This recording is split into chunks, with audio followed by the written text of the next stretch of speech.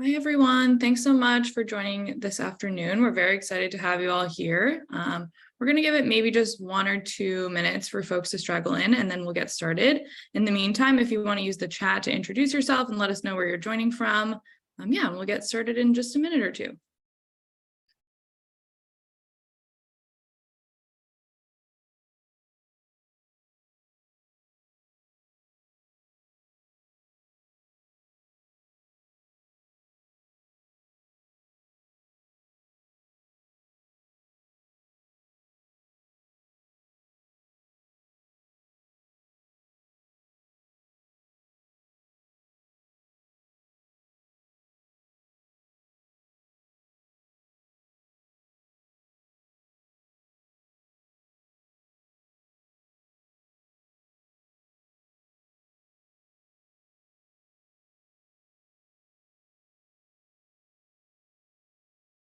Perfect. It looks like the sort of initial influx of folks are in now. So I'll go ahead and get started, and hopefully if more folks join, it's just kind of during my intro spiel. So thank you so much, everyone, for joining today. We're super excited to have this session, Mobilizing White Identifying Investors for Racial Justice, with our partners, Camelback Ventures. I'm just going to give a quick intro to start out in case this is your first start out event, and then I'm going to pass it over to the Camelback team for them to kind of get into the session. So StartOut's mission is to accelerate the growth of the LGBTQ+ community, working to drive its economic empowerment, building a world where every LGBTQ+ entrepreneur has equal access to lead, succeed, and shape the workforce of our future. And I can talk a little bit on the next slide about some of our programs and the impact that we've had so far. So StartOut has our own accelerator program. It's called our Growth Lab. It's the only LGBTQ+ specific accelerator, with our 56 graduated companies raising over $756 million in funding. We also have a mentorship program with over 300 mentors participating at any time for 6-month placements. We also have an expert office hours program and a network of 300 investors who participate in our Access to Capital program and Get Deal Flow. I know many of you are the folks who are on the call today, so thank you for that. We also have our own private forum and community events just like this one all year long. And all of those programs that I just mentioned are made possible by our valued corporate sponsors. So they're up on the screen now, and we just want to thank them for making this event and our events and programs throughout the year possible. And now I'm very excited to stop talking and hand it over to the Camelback Ventures team. We've been working with Camelback for a few years, sourcing founders and entrepreneurs in our programs for their fellowship program and making referrals that way. And so when we found out about their new Capital Collaborative program and the ways they're looking to address continued disparity in funding opportunities, really excited to work with them to bring that to our funding community, because we feel like it's really valuable. It's content that we haven't been able to provide in the past, but know that funders should have access to. So yeah, I'm super excited to hand it over to the team. They'll introduce themselves from there. And thank you so much for being here today. We're really excited to have you all. Thanks, Kayla. I'm really excited to be with y'all as well. And thank you for welcoming us. I'm Hannah Whistler. I use she, her pronouns, and I am the senior lead on the Capital Collaborative team at Camelback Ventures. And we'll talk a little bit about how those two work together in a minute. But would just invite y'all in the chat if you haven't already. And if you had, feel free to add your answer to the last question. Just make sure to share your name and your role if you want to share where you're calling in from.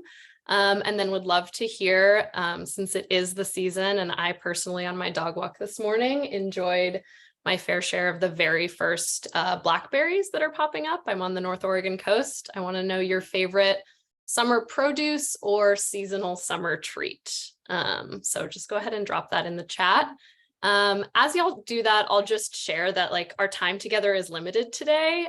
So knowing that we just won't be able to engage in discussion as much as we would hope. That's one of my favorite things about the Capital Collaborative programming we provide, is just the opportunity for group discussions, small groups, big groups, one-on-one, and really getting to like get into it with each other. So just know there is a bit of time for that. We're going to have a short time in pair breakout rooms later. But if you're yearning for that, that is something that's very like baked into our programming and most of the programming we promote, just because we think it's really important to have discussions as we learn together. But we have a short hour together today. So if it's a bit more sit and get, we apologize and we hope you're still able to get something from it. So thanks for sharing. Ripe tomatoes, yes, Logan, my friend sent a picture of some that her dad dropped off from their farm. We're not quite in tomato season in Oregon yet. So I'm just seeing an envy, at least on the coast, we're a little behind.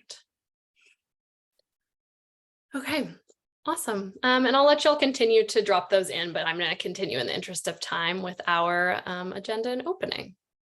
So today, after this opening portion, we're going to get into what the value of white folks doing racial justice work, specifically in funding, is. So that is the target audience today. And those are the folks that we predominantly work with, are white identifying leaders in funding.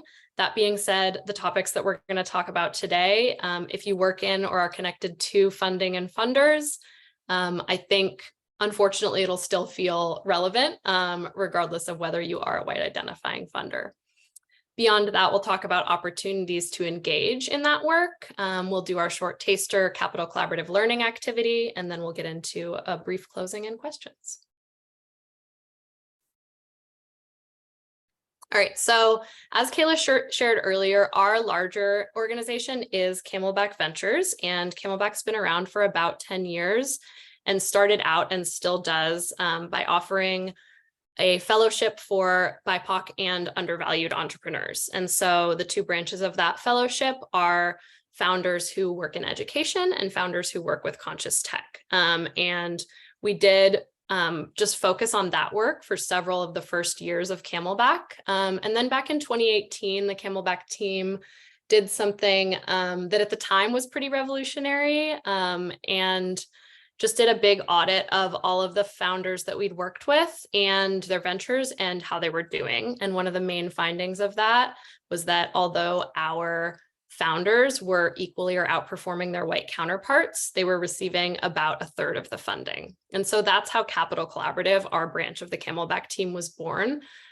We work to address funding biases and ultimately move more money to BIPOC-led organizations and diversify power in the funding landscape. So that's where our little Capital Collaborative team sits as part of the larger Camelback Ventures organization. And we'll share more in follow-up about both Camelback broadly and Capital Collaborative more specifically. Thanks, Hannah. Hi, Yeah. I am Jessamine, funder in residence at the Capital Collaborative by Camelback Ventures, and I am going to tell you a little bit about why would a white identifying individual need to engage in formal learning around DEI, around JEDI, racial equity, justice work, whatever the terminology that you want to use to describe this space. As you heard from Hannah, we work with a lot of white funders on their journeys as they figure out what they don't know about racial equity and racial justice and learn how to integrate that knowledge into their work. So as we've done that work, we've heard various questions from them about whether it makes sense to put dedicated time and effort towards racial justice training. And as they've shared those thoughts or those doubts, we've also heard reflections from participants as they've come out the other side of training as well. And they've shared the value that their learning has led to for themselves and also for their organizations as well. So I'm going to talk you through some of the questions, the doubts that people might have about why a white person might need to engage in racial equity, and what we have heard how people who have done deep engagement, how they would answer those questions. So first question, shouldn't I just stand back and let my colleagues of color take the lead when it comes to racial equity? I don't want to step on any toes. Like, I don't want to be the one thinking, the person charging in and saying I should be in charge. And so this is a very, very valid question, right? White folks have been centering ourselves for a long time. And structured racial justice learning what we have heard can really help white folks reimagine and redefine their role in the funding world.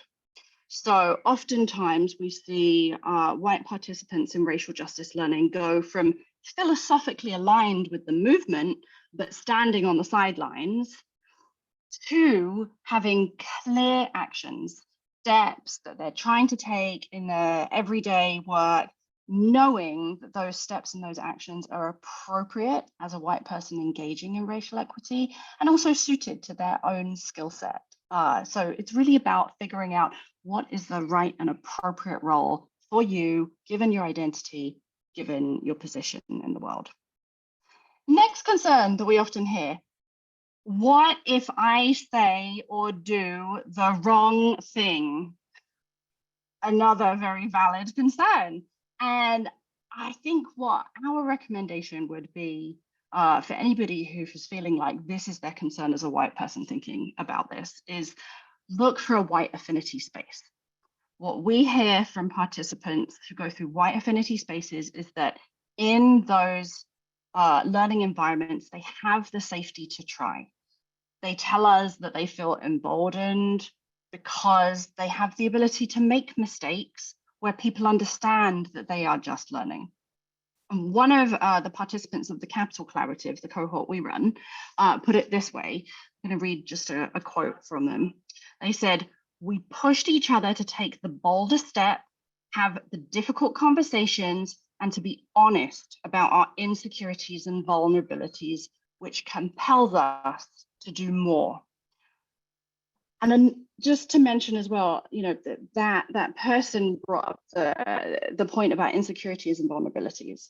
And I think, you know, another version of this concern, what if I say or do the wrong thing, is also, what if I feel the wrong thing? You know, what if I react to something that I hear in this educational space, and I react negatively, or I don't react how I hope I would react, you know? And something again that I'll mention that we've seen is that when you find a program that really understands that dynamic, what they'll often do is they'll provide an equity coach for you. And that's something, again, we do at the Capital Collaborative. We provide equity coaches, a race-alike coach, to do one-on-one conversations and coaching to help navigate those reactions, those moments when you're like, this isn't how I necessarily want to show up in you know, in reaction to this information, but this is what's happening. I need to process it. So the idea is that these spaces are places that are safe to try to learn. Next concern that we often hear: I've already done DEI training. I already did a course. Why would I need to do more, right? I've done that, tick the box. One thing that I would say about racial equity training is that the opportunities are so varied. They're varied by stage of learning. They're varied by the focus of learning versus doing. So maybe it's more about historical context setting versus putting things into action. They're varied by industry specific application. There's a whole bunch of characteristics that you can look at when you think about where you want to do your racial equity training. And what I would say to folks that have already done DEI training is there is always something more to learn. And if you are already a number of steps into your equity and justice journey, I would recommend looking for opportunities that provide more industry specific knowledge sharing. Those are the spaces where you're going to find opportunities for creative lifetime problem solving, exposure to new ideas and practices that maybe your peers in the industry might come up with, brainstorming, and really being able to harness the collective wisdom of other people who understand your work and your industry. Next concern: what if my role isn't investment facing? What if my role doesn't include directing funding in one way or another? Is there anything that I can still do that's still substantive? Very short answer here. Yes, there is absolutely stuff that you can do here. We see people working in operations, people working in finance, people working in talent management, people working in marketing, figure out how to make significant shifts in culture, in policies, in processes, to change those policies, those practices to become more equitable, or make changes that can potentially even be more impactful than individual funding decisions, especially when those policy decisions, those practice decisions cut across systems. They can shape people's mindsets and potentially determine really big contracts and the way that your firm places its business in other ways, not just the investment pools and portfolios. Penultimate question that we hear is the takeaway, if I participate in racial justice training, is the takeaway that I, as a white person, should just quit my job so that a person of color can step in? Answer to this one, a little bit more complicated, honestly, right? We have seen folks experience a whole range of realizations, which for some of them is, yes, their conclusion is they feel like they should quit their job and they should leave so that the firm can hire somebody who perhaps has more proximate experience or brings a different perspective. But I will say, when those decisions are made, it can take years to do it right? Rather than just have a knee-jerk reaction. So we don't see people just quitting the next day after they finish their training. But the majority of folks actually realize that they can be more helpful staying where they are, alleviating risks for their colleagues of color, or consciously using their privilege to direct more money to leaders of color. So really the answer here is going to be specific to you, specific to your circumstances, the environment that you work in, where your firm is at the time that you're doing the training. Last one that I will cover for you. One other concern that we often hear is this going to be depressing and guilt-inducing? Like, I need more joy in my life. Not less. I don't need to be weighed down anymore. So again, fully honest answer here for you. This one really is dependent on the program that you choose. So as a white person looking for a racial equity training program, all programs will have sessions that are heavy, right? As the nature of the work and, the context of this issue that we're trying to address, right? Systems of oppression. Part of that work is understanding what we're dealing with and reckoning with the full weight of racism. And many programs deliberately build fun, community, enjoyment, lightness into the programs too. And I'm going to read you just one more quote, because I'm actually really, really proud of this quote that we had from a woman who went through the Capital Collaborative recently, actually. So she said, "I felt like I went through paradigm shifts every hour, but the one thing that really stuck with me was with justice work, there's this feeling that it has to be painful and sad and rooted in shame. It's always supposed to be serious. So people come to it with trepidation. And I really felt, especially in this cohort, that the arc of it was joy. And it followed all the way along, and that's where it ends. And that's the paradigm I want to hold with me." So there are lots of reasons we can bring up about why we might not want to do the work, or we're not sure if it's right for us. But I can tell you, so many folks that we have worked with have found layers of value and community as well in doing racial equity structured learning as a white individual, particularly in the funding industry. And with that, I will hand over to my colleague, KK.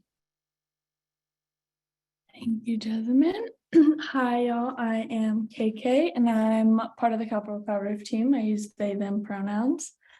We know that white people need to do this work, and we find it especially powerful when they can do it in a safe racial affinity space that allows us as white people to really unpack ourselves and some of those ingrained beliefs. It may seem counterintuitive at times to do anti-racism work as an all-white group or with white facilitators. But as many folks of color have pointed out, it is the responsibility of white people to not only unlearn our internalized racism, but to help each other do so.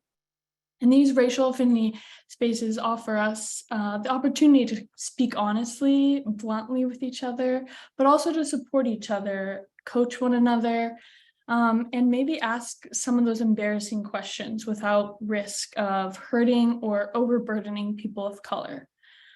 We know, although they often have less power, that people of color largely are asked to take on this work and burden with the majority of it.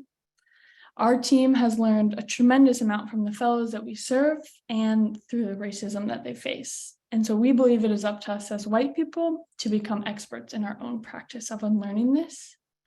And so in a little bit, Hannah is going to lead us through an activity that will provide an example of some of the ways that we as white people specifically operate and some of those tripwires that can be more specific to us.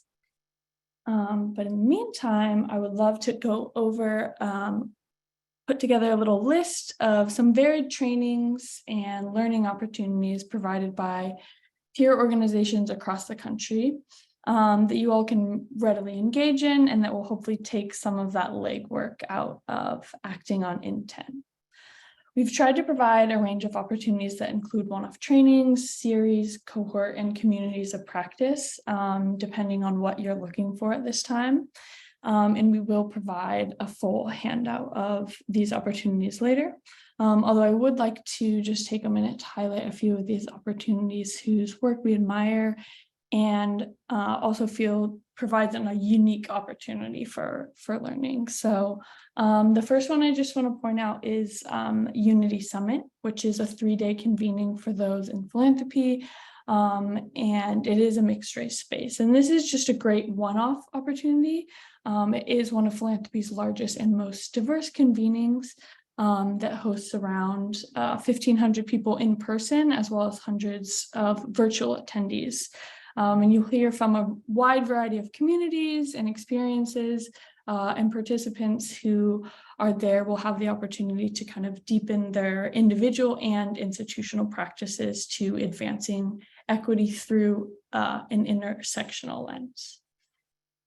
The next one I want to point out is this Liberated Capital donor community. So this is put on by Decolonizing Wealth, which some of you may be familiar with. This is an ongoing community with a mixed race space that's open to any contributing members through either a one-time donation or a monthly donation, and is really a funding vehicle, a giving circle that's aimed at moving untethered resources to Black, Indigenous, and other people of color for liberation and racial healing.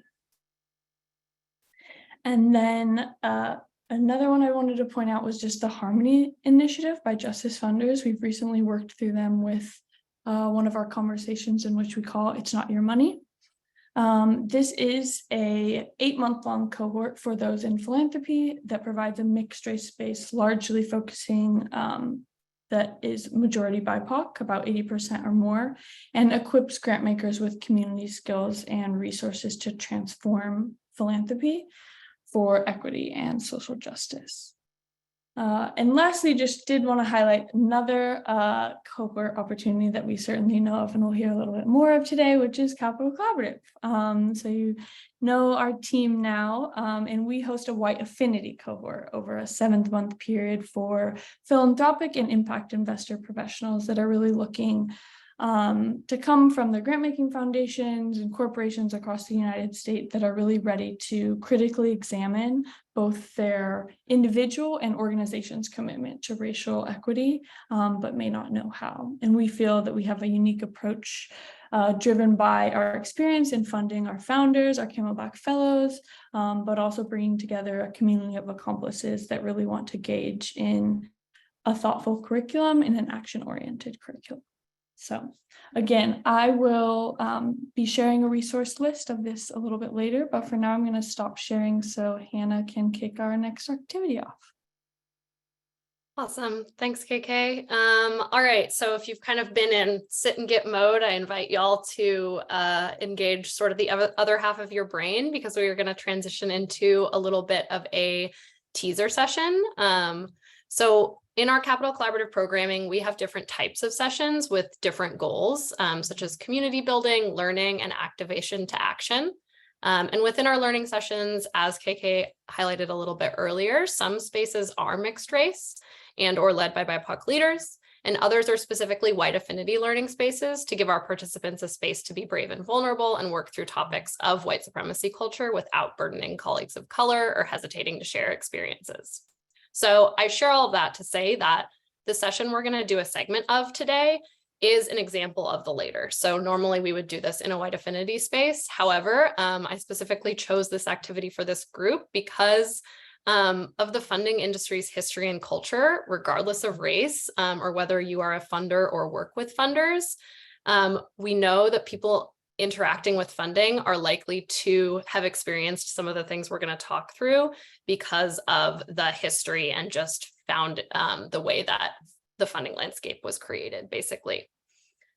So keeping that in mind, the intention here is to give you a sense of what one of these learning spaces might feel like, also have a mini learning opportunity, and hopefully it will, by the end of it, you will feel like this is more accessible and less intimidating, this type of learning and action taking, than you might have thought when you joined us today. So we will have a few minutes at the end to invite questions and share some additional supports of our Camelback and Capital Collaborative teams.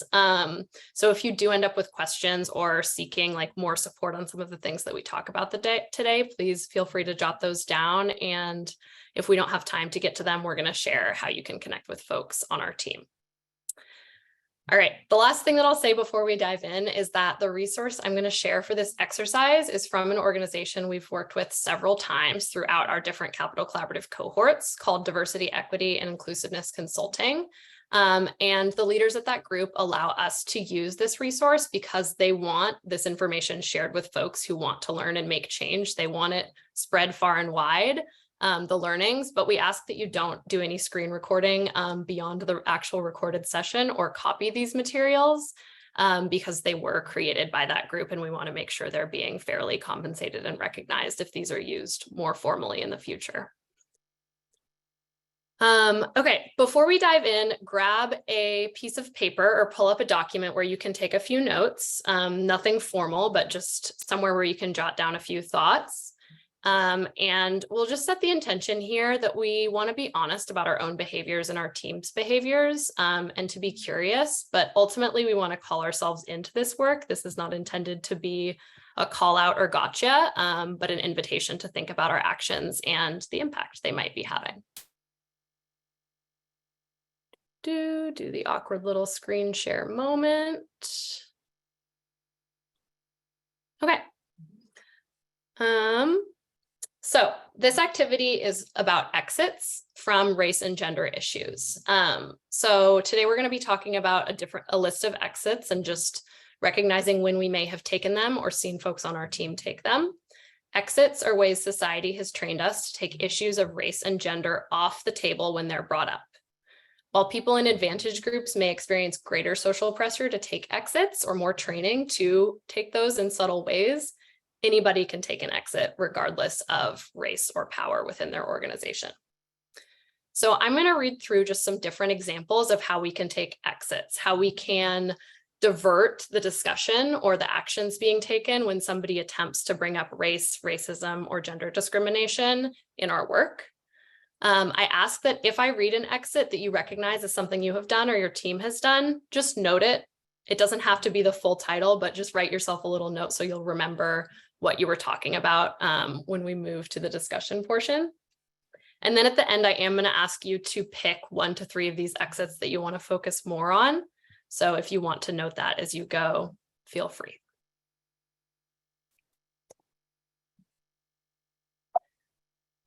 Why? Okay.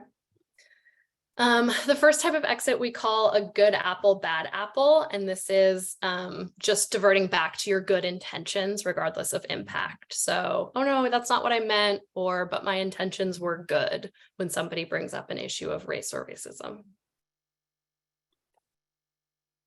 saying it's already handled. So when somebody brings something up saying, oh, well, we're already fixing that in this way, or we already tried this, so don't worry about it. It's being taken care of.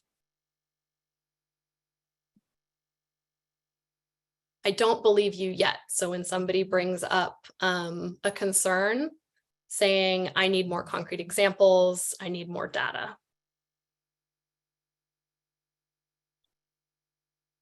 Immediately jumping to actions and tactics. And so as soon as something's brought up saying, okay, well, we're going to fix that by doing this, or, okay, just tell me what I need to do to fix it. And I'll pause on this one and say, I'm not saying you should never take action. You're probably, some of these you might say, it's nuanced, or maybe it's not always bad to bring something up like this. That's true. And we always want to be asking why we're doing something. And so these are often used to take race and racism off the table, but we're not saying you can never ask for an action item again. So we recognize that there's nuance here. So if you're feeling kind of a push and pull, very normal. Acting as a savior or parent figure. So just saying, what can I do to fix this? How can I solve this problem? Rather than listening to the person who's bringing up the issue or might be more proximate to the problem that they're bringing up.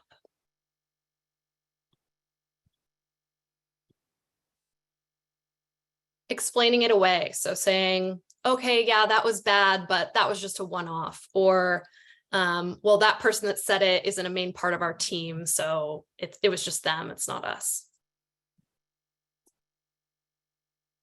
Waiving responsibility. So, ooh, yeah, that is an issue, but it's not our team's job to solve it, or that's not our department. HR needs to deal with that. Shifting the focus. So this happens a lot when someone explicitly brings up race and saying like, well, yes, but you know, discrimination against gender is also an issue. So what are we doing about that? Or ageism is also an issue. What are we doing about that? Denying relevance, just simply saying, no, race or gender is not at play right now. That isn't relevant to this context.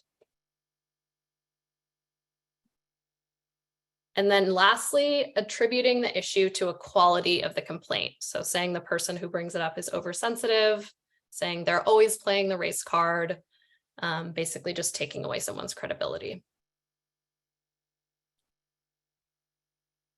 So I will give y'all a moment here. I'm going to leave this screen of the ones we just went through up.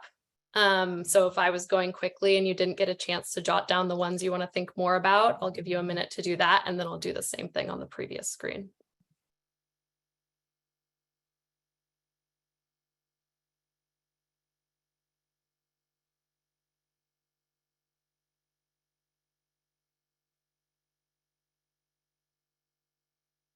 Okay, going back.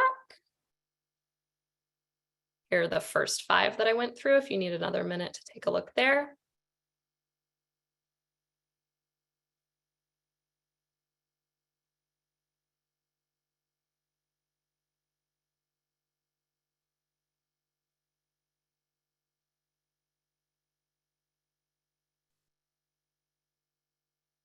My dog is having the nap of her life in the background, so sorry if you can hear her snoring. It is a dog, not me. Okay, so we are going to spend about 5 minutes, maybe a little longer, in pairs and breakout rooms. And I have one main thing I want y'all to focus on, and then if you have time, you can move into talking about a couple of the other things. So choose 1 to 3 total of the exits. Even if you jotted down every single one and have said, I've noticed me or my team doing every single one of these, we can't do it all today. So pick 1 to 3 that you want to focus on short term. So in the next few weeks in your work, you want to hold yourself accountable to not doing it, planning for situations when you know you do it, and preparing what you might do instead, or calling people in who you notice on the team doing it. So just making a plan of 1 to 3 you want to work on. And y'all can just discuss which ones you want to work on for shared accountability. You can discuss why, just have a little conversation about that. And then if you have time, some other discussions you might want to go to are, how are you going to hold yourself accountable to working on this? How will you check in with yourself on commitment and progress? And then we know there's a reason we do this work in cohorts at the Capital Collaborative. We know how helpful it is to have accountability buddies and folks that you are bringing along in the work and you can use to hold each other accountable. So think of someone on your team or in your life who you want to bring into this and say, hey, I'm holding myself accountable to not dismissing people's complaints based on credibility. And here's how I'd like you to check in with me about that. Or you don't need to do anything, but I want to share with you next week what I've done. Just someone you could bring along that you know wants to support you in this. Can I have someone copy these instructions into the chat, knowing that people won't have them in their breakout rooms? And if you already did it, of course you did. Okay, perfect. So KK is going to go ahead and open the rooms. You'll be in random pairs. Or a trio if you're lucky to talk about this, and we will bring y'all back together at 42 after. All right, y'all, opening those rooms.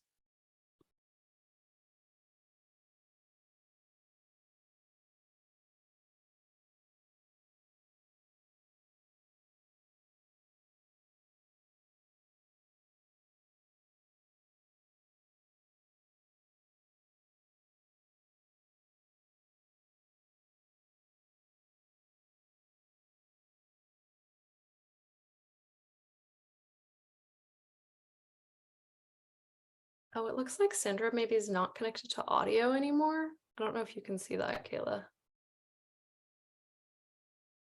Yeah, let me look if it's something that she did or we did. I don't think. I'll chat them. And then if you'd like to pop me in the room with Sandra's breakout partner, I can stand in if there's someone solo. Oh, Bruce is coming back saying, where's Sandra? I was the only one there, so I thought they didn't want to talk to me. Caroline just volunteered to talk to you. Hi, Bruce. All right, we'll have KK or maybe Kayla send us into the breakout room. I think KK is doing it.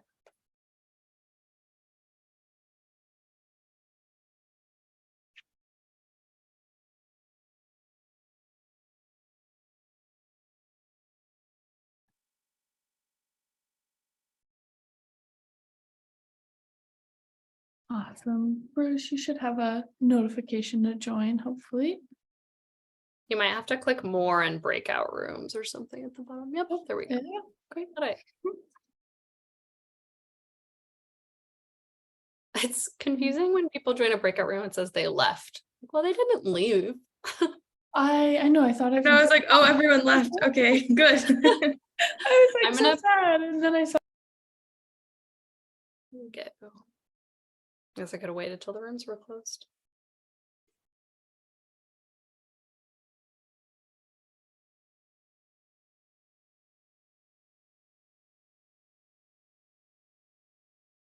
Welcome back, those who are joining back.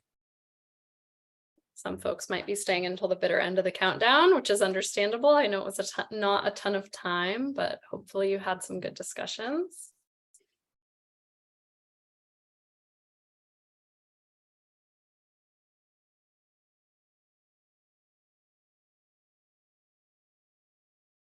Okay, do we have everyone back? I can't see.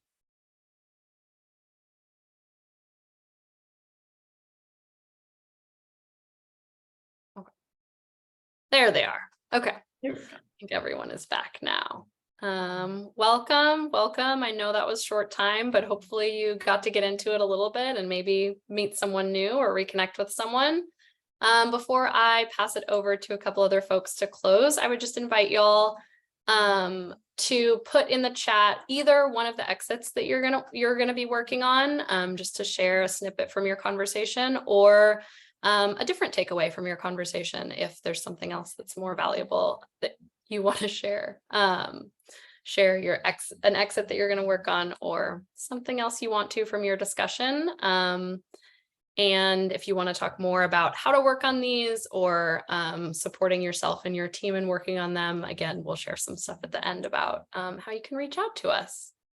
But with that, I will go ahead and pass it over to Jessamine to begin our end. Thanks, Hannah. The beginning of the end. Does that sound ominous? No, it's not ominous at all. It's very friendly, I promise. So really, our purpose today with this very short, tight amount of time was to invite you to pursue whichever learning approach resonates with you and gets you mobilized. So whether that is the Capital Collaborative cohort, if you identify as a funder and as a white individual, or whether that's another program on the list that we've curated, and KK is going to post that in the chat for us now, or if it's something completely different that, you know, you saw somebody post something on LinkedIn, or you got an email or saw something in a newsletter highlighting some sort of racial justice education opportunity that feels like it fit for you. We just want to encourage everybody here to do the work somewhere. We know that when we're all doing our own racial justice, racial equity, education, and learning, that we're all more equipped to challenge systemic biases, foster inclusivity within our organizations, across our sector, and within our society as well. So with that, you'll see the curated list in the chat right now. But right now we have just a couple of minutes. If you have any questions that are burning that you'd like to ask us about racial equity education, about what it's like to work with white funders on this topic, now's your chance. Feel free to raise your hand or just take yourself off mute. We're a small group, I think we can manage. Yeah, Linda. Yeah, a couple things. One is I don't have access to your chat, so hopefully you'll follow up with an email and I'll be able to get the resources that you're sending. Great conversation. I think it's something that I work at Bank of America, run an accelerator program for minority underserved, and clearly access to capital is like the #1 concern. And I do work with a lot of funders who say that it is their intention to provide, to find startup companies who are underserved or underrepresented.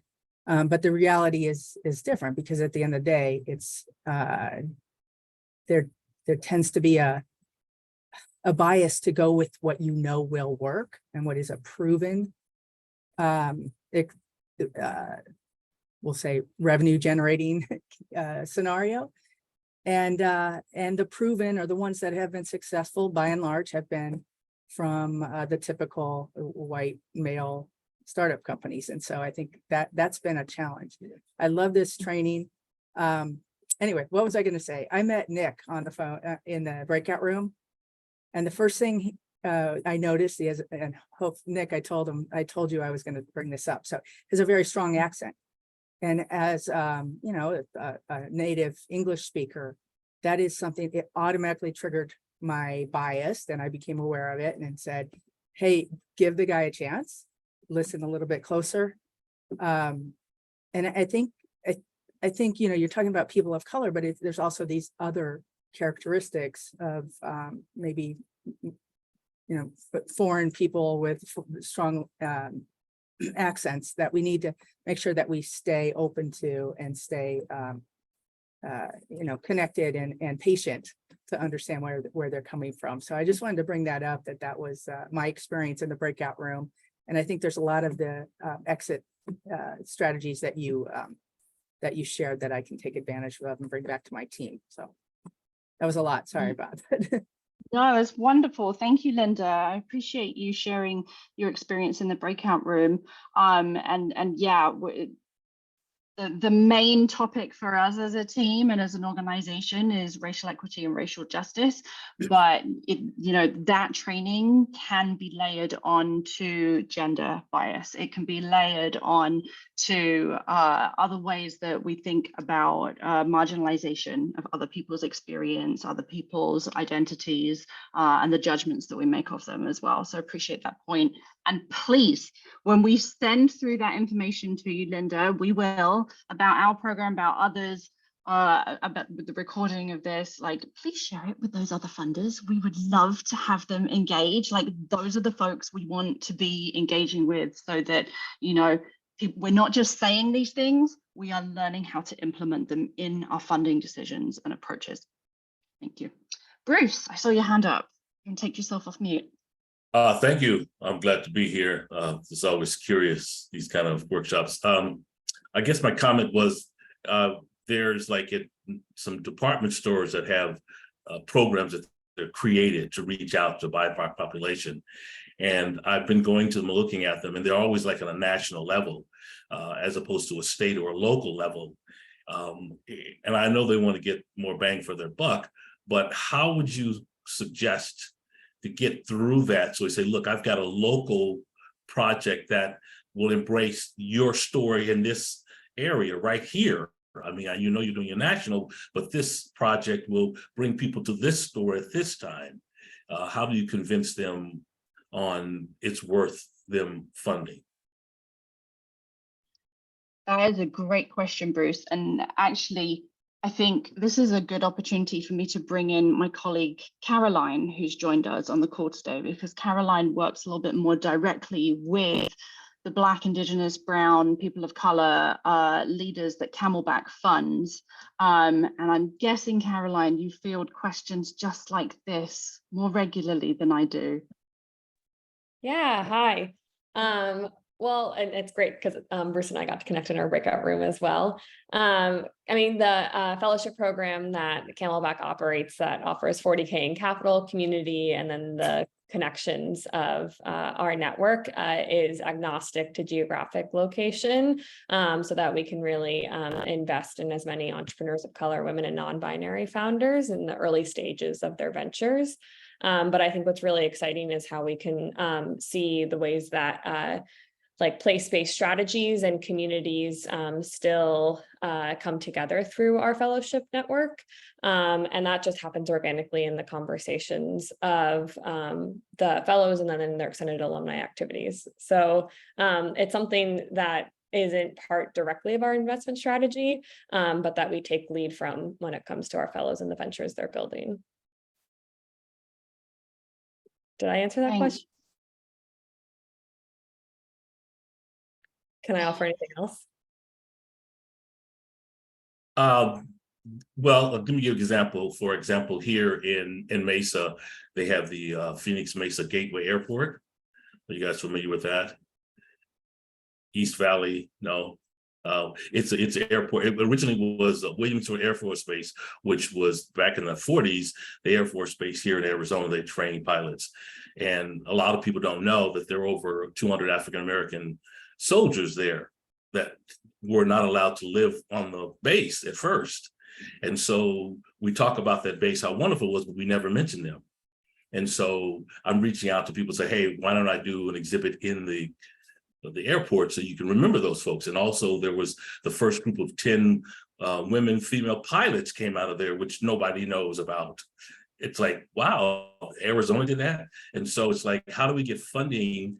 Say, okay, this is something that's going to help not just the community, but the airport and people walking through, people going, wow, we didn't know that Arizona was doing that kind of progressive stuff, if that's what you want to call it, kind of thing. But I guess that's the question. How do you get those funders to see the value in it? Bruce, maybe you've already done this, so I apologize if I am repeating things that you've already been acting on, but I wonder if you've connected with your local community foundation.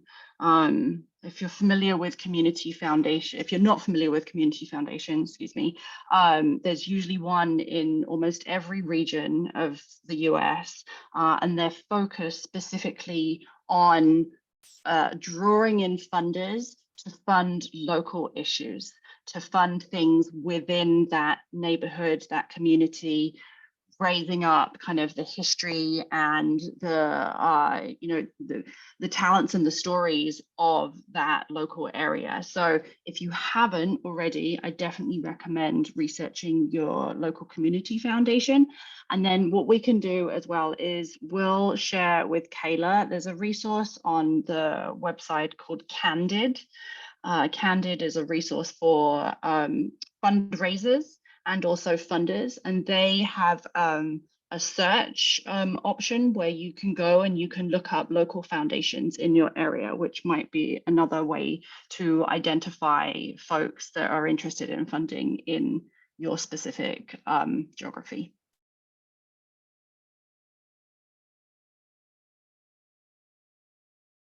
Caroline, I know we have, has been demonstrated by the comments, we've got folks who have a variety of different roles and wear lots of different hats. And Caroline, I think you were going to just draw a little bit of attention to some other Camelback Ventures opportunities, just given the diversity of participants. Yeah, I have a few offers for folks who are plugged in with supporting or funding entrepreneurs. If you'd like to connect with our network of BIPOC women and non-binary founders, both those who were accepted to our fellowship program, but also those who just applied and were not accepted, in a way to diversify your funding networks, feel free to reach out to me and we can work on identifying a curated list of introductions to support that. If you have founders who you think could be a good fit for the Camelback Fellowship and want to nominate them for the next time we open up an application, we're always looking to expand our reach as well to be meeting more founders. And then lastly, if you host any kind of like application process, whether it's for a grant, a fund, or another resource opportunity, and want to work with other professional folks in that space, I host a peer learning group on a monthly basis with other accelerators, incubators, and foundations, where we talk about best practices on how to host transparent and equitable decision-making processes for applications. So all three of those things I'd love to connect on. I'll just drop my email in the chat and then some extra materials for the follow-up. Great. Thanks so much, Caroline. And I know we're running out of time here. And so we really just wanted to take a moment to thank all of you for showing up today, and certainly start out for not only the work that they're doing, but for working with us today and putting on this mobilizing session. I did just want to plug again that opportunity resource list and ensure that you're seeing Caroline's info in the chat there. If you're a founder who'd like to connect with her, she's a fabulous resource. And I'll plug a few on the resource list, which is just that to stay engaged with Camelback Ventures, whether that be as a funder or a founder interested in the work we do, a great way to stay engaged is to follow us on LinkedIn. You'll see both sides of the work we do and be able to engage there and stay updated, as well as checking out or signing up for our Capital Collaborative newsletter, which will provide some tidbits and some thought leaders sharing some hope and also demonstrations of just funding in the world that we're striving for. And of course, more information on the Capital Collaborative cohort and some of those opportunities I reviewed earlier today. So all in the handout. I see some people dropping their own LinkedIn in the chat. Feel free to do so. Love that and love connecting with you all today. So again, just thanks so much for joining us today and taking the time to try and mobilize. Thanks all. Yeah, and thanks so much for Camelback on behalf of Start Out for putting on this session for us. It was really awesome. So thank you again. Awesome. Thanks, Kayla, and thanks everyone. Thanks for having us. Have a Bye. good day.